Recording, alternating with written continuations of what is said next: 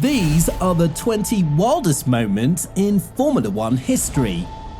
And at number 20, in an incredible turn of events, the championship got decided by a crash between teammates. The 1989 season saw McLaren with the two best drivers and the best car on the grid. The legendary Ayrton Senna was to pair with Alain Prost, setting up McLaren for a sure championship victory. But when you put two fierce rivals in the same team, things can get kind of awkward, as was the case in the penultimate round at Suzuka. With Senna needing the win to retain his chances of being world champion, he undoubtedly had no intention of letting Prost win. Things finally boiled over when Senna caught Prost on lap 40, and as the two passed 130R, Senna went for the overtake. With neither driver willing to back down, both collided with one another before the apex, stalling both cars and blocking the wheels. That Senna's looking for, and he's going through. Ouch! Oh my goodness! In the end, Senna would restart his McLaren, leaving Prost to retire from the race. After the incident and race, Senna would be disqualified, leaving both drivers pointless, and a $100,000 fine and 6-month ban would be imposed on Senna, handing the championship to Prost. Now, crashes can get even wilder, and at number 19, a car that caught fire. Leading up to the final few races of the 2020 Formula One season, F1 decided to return to the deserts of Bahrain to add another race to the calendar during the pandemic. In what should have been a straightforward Bahrain Grand Prix, things were about to get out of hand. As the race got underway, Haas driver Romain Grosjean made contact with the AlphaTauri of Danny Kvyat on the run-up to turn 4. Grosjean will lose complete control of his Haas, slamming into the barrier at high speed. The car was ripped apart by the impact, breaking in half before catching fire. Fortunately, Grosjean managed to free himself from the cockpit. Big fire there! And with the help of the medical team, he narrowly escaped death. Miraculously, the Frenchman survived with only minor injuries. But the next driver was not as lucky, as number 18 shows us another car engulfed in flames. The 1976 Formula One World Championship will be remembered for the great rivalry of James Hunt and Niki Lauda. However, the German Grand Prix of that season stole the show when the Austrian crashed into the barriers with his car, almost immediately catching fire. Lauda's face was badly burned and he was rushed to hospital after inhaling the toxic fumes. But thanks to a few heroic drivers, the Austrian was given a chance of survival. Lauda would end up in a coma, with his rights being given to him, as all indications looked like the 27-year-old would not make it. However, he miraculously recovered, mounting his comeback just 40 days later and losing the World Drivers' Championship by a mere point. Number 17 shows us that even helmets don't protect against every impact. With Formula One cars traveling at extreme speeds, it's hard for drivers to see any debris in the road. Race engineers would advise drivers if something happened, but in 2009, something unexpected happened at the Hungaroring. During the early part of qualifying, a spring detached from the brawn of Rubens Barrichello, which remained on one of the fastest sections of the track. In a weird turn of events, the spring would bounce up and strike the helmet of Ferrari driver Felipe Massa. Massa careered straight on into the barricades after losing consciousness, and it was later revealed the Ferrari driver suffered a fractured skull. Massa would still make a full recovery. Well, a broken gearbox couldn't stop Senna from winning, in number 16 on our list. Formula One is a complex sport involving the best cars and the newest technology to create the fastest cars on the grid. However, the 1991 Brazilian Grand Prix proved that drivers often need to rely on their own skills rather than the car. With a mere 7 laps to go in his home Grand Prix, Ayrton Senna found his gearbox was falling apart. The Brazilian resorted to keeping the car in 6th gear as the chasing pack of Ricardo Patrese and Gerhard Berger was making up time on the leader. However, Senna endured and narrowly won the race before nearly collapsing as he was helped out of his car. This was certainly a show from the local hero, with a bit of antics in between, and it truly shows the home crowd advantage. As Lewis Hamilton would find out in 2020, number 15, he crossed 140 miles per hour with a puncture. A modern Formula 1 car with all 4 tyres can reach a whopping 200 miles per hour. However, Lewis Hamilton did not have this luxury when his tyre ruptured on the final lap of the 2020 British Grand Prix. The Brit was facing a rapidly approaching Max Verstappen when the final lap started, and with 60 miles per hour less speed, the Dutch driver was looking certain that he would close the gap. Going down all the time, 20 seconds at the moment. However, the skill of Hamilton truly showed on this day, as the 7-time champ masterfully balanced risk and safety to ensure that his Mercedes made it to the finish line. It was later revealed that he clocked 143 miles per hour during the final lap. At number 14, we see that not all drivers are as lucky as Sebastian Buemi found out at the 2010 Chinese Grand Prix. Now, you would think that Formula 1 cars are advanced enough that the wheels don't just simply pop off. However, a new design to the Toro Rosso for the 2010 Chinese Grand Prix left the Swiss driver fearing for his life as he lost both front tyres under braking at turn 14, slamming him onto the barriers. It was later revealed that the incident was caused by a front right upright failure, which was introduced as an upgrade for the race. Thankfully, Buemi would emerge unscathed, showing the strength of a Formula 1 car to protect its driver. But when a Formula 1 car loses contact with the ground, things can quickly get out of hand. With at number 13 a stunning turn of events, Red Bull's Mark Webber found himself in one of the most horrific crashes ever seen in a Formula 1 race. As the Red Bull was approaching the Lotus of Heikki Kovalainen, the Australian misjudged the overtake and made contact with the rear right tyre. Webber and his Red Bull were launched into the air, with the car landing upside down on the fastest part of the Valencia circuit before bouncing off the tarmac and ploughing into the tyre barrier. However, instead of being hurt, Webber made it out without any injury. The chassis has done what it should and he's okay. Visibly showing frustration as he threw his steering wheel out of the cockpit. Number 12 is known as the most expensive Formula 1 crash in history. The Belgian Grand Prix is one of the staples on the calendar, and the 1998 season proved that it's always an eventful moment. With Mika Häkkinen on pole, the battle between Schumacher and the former was heating up. Many feared a safety car as the downpour was immense, and this is exactly what happened. Who was that? Coulthard in the wall. David Coulthard into the wall. Well, stop. However, it was David Coulthard slamming into the wall and bouncing back onto the track who would cause the biggest crash ever in Formula 1 history, taking out 12 cars while 13 were involved in the crash. Fortunately, the addition of spare cars would allow many to retake to the grid as the race restarted. But Coulthard would find himself in hot water for a second time in the race, bringing us to number 11. The 1998 Formula 1 season saw two of the greatest rivals compete with one another. Mika Häkkinen and Michael Schumacher would go head-to-head to compete for the title. Just 10 seconds. Look, David's pulled over to one side, lifted off. However, the Belgian Grand Prix would see the Germans' frustration reach boiling point. After the most expensive F1 crash in history, the British driver displayed again just how bad his day was, as just a few laps later, he collided again with the Benetton of Alex Wurz, which sent him into the pits for repair.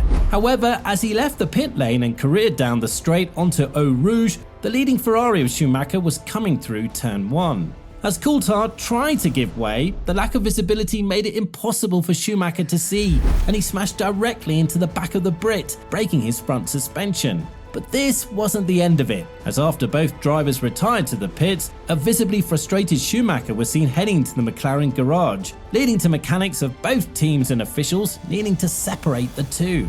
And even after this incident, F1 still had to deal with slower cars being a problem for their faster counterparts. Something Russell found out at Imola. At number 10, we see him in a heated exchange with Bottas. The 2021 Formula 1 season will be remembered for the fierce rivalry between Lewis Hamilton and Max Verstappen. However, the first shots were fired not between the Red Bulls and Mercedes, but rather from an unexpected source in Williams. Bottas and Russell came together when the overzealous Williams driver attempted a high-speed overtake just before turn 1. Bottas, who was later cleared of wrongdoing, moved his line, pushing the Williams onto the grass. Russell lost control, slamming into the left rear of the Mercedes before both cars spun out of the race. A visibly frustrated Russell would get out of his car and march over to Bottas before tapping him on the helmet and venting his displeasure. Safety car now, because that's Valtteri Bottas. Russell would later reflect and apologise to Bottas for the incident before replacing the Finn at Mercedes the following year.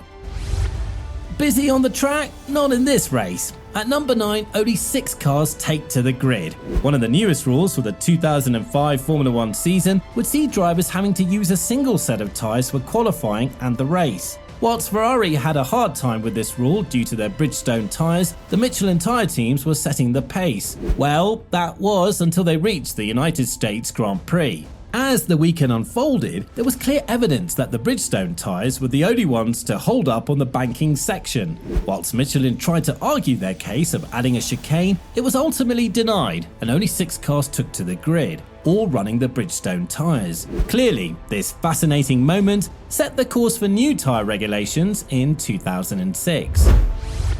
Now, ever seen a new team lock in the top spots on the podium in the first race? Well, number 8 takes us to Ross Brawn's genius. In 2009, many were surprised to see a new team with a white and green livery take to the grid. In fact, it was announced much sooner, but due to the newer teams often taking a few years to make a mark in the sport, no one truly cared.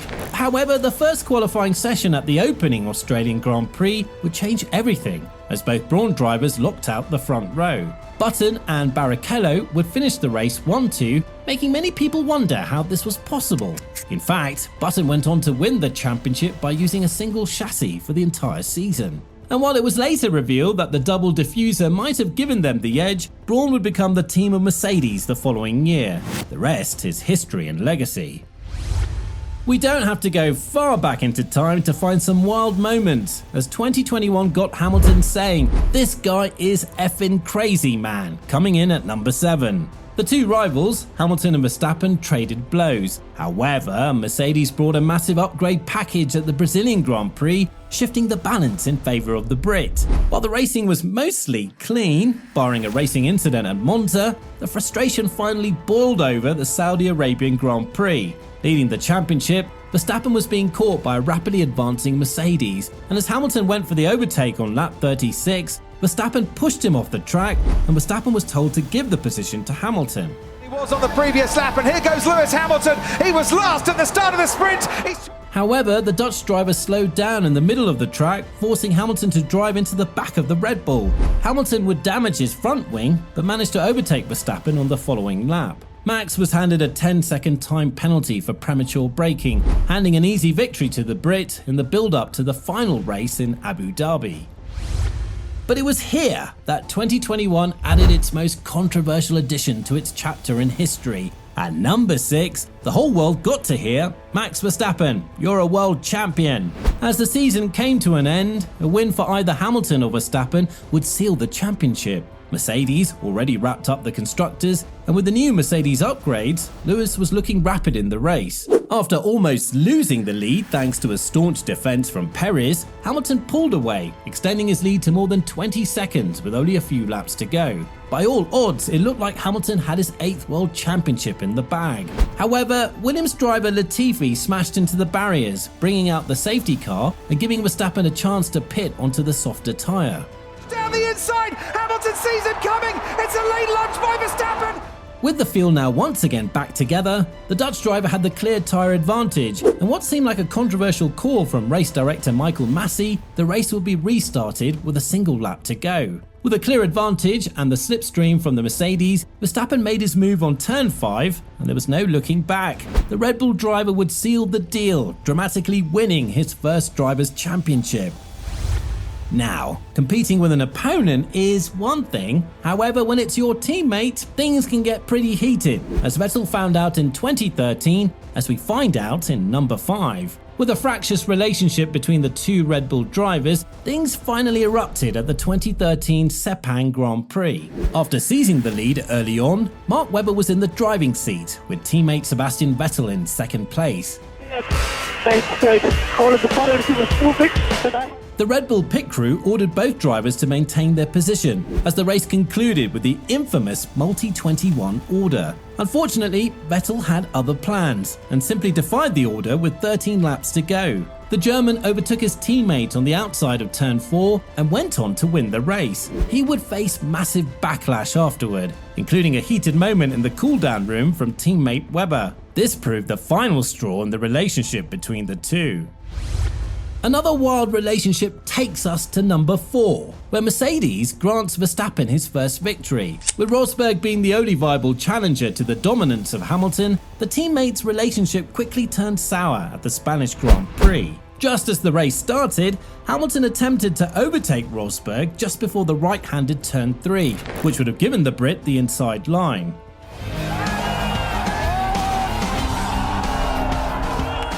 However, the German dinked inside and cut off Hamilton, forcing him onto the grass to lose control of his Mercedes. Hamilton smashed into the side of Rosberg, taking both drivers out and setting up a massive cloud in the Mercedes garage for the rest of the season. As we enter the number 3 of this list, it's worth noting that Formula 1 occasionally gives us these close fights for the championship, but few were as close as the 1976 battle between Hunt and Lauda, which turned into a single-point championship. Whilst nowhere near the drivers of his counterparts, James Hunt was more of a showman in the sport. There is no doubt he was fiercely talented, but ended his career with only a single championship victory. After a crash that saw the Austrian almost losing his life, Hunt was in control. However, a defiant Lauda returned to action just 40 days after the crash, pushing Hunt to the final race of the season. In a race that Lauda deemed to be unsafe, the young Hunt endured the monsoon conditions to emerge victorious, as many drivers retired due to safety reasons. The season was later turned into a movie titled Rush. The 1994 season takes us to number 2, where we saw the rise of a new contender for the championship in the likes of Damon Hill and his Williams. Schumacher, who knew that Hill was a threat, would play plenty of mind games, eventually being shown the black flag for his antics on the 2 warm-up laps at Silverstone. However, this was only the start, as 1 year later in 1995, Hill attempted an audacious overtake on the German, and without noticing the Williams on the inside, both cars collided, leading to frustration as the pair stomped away from their damaged cars. The tit-for-tat exchanges continued throughout the season as Schumacher would finally emerge victorious.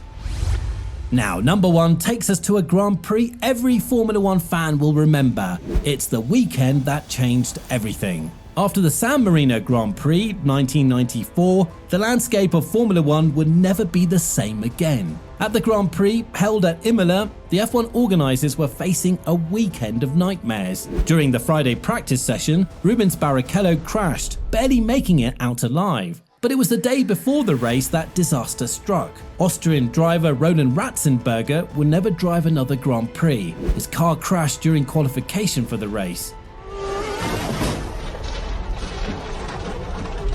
The crashes over the weekend showed the dangers of the track, but nobody expected this. However, the organisation wanted the show to go on. The race on Sunday, where every driver had their fallen colleague on their mind, things took another turn for the worse. Senna took the early lead and set the pace. His car left the racing line at Tamburello. Senna ran with a straight line into the unprotected concrete barrier. Telemetry data later revealed that Senna entered the corner at a whopping 192 miles per hour, only slowing down to 131 miles per hour before hitting the concrete. Senna was left motionless in the cockpit, in which he carried a folded Austrian flag in honor of the fallen Roland Ratzenberger. On this fateful day, one of the greatest drivers to ever join the sport would lose his life. While Formula 1 has given us many ups and downs, there is no doubt that you should expect the unexpected. Some incidents might be tragic and others quite exhilarating, giving us no doubt that Formula 1 is not a sport for the faint of heart. Make sure to subscribe and like this video. Check out some of our other videos as well to see some of the crazy things that Formula 1 can conjure up.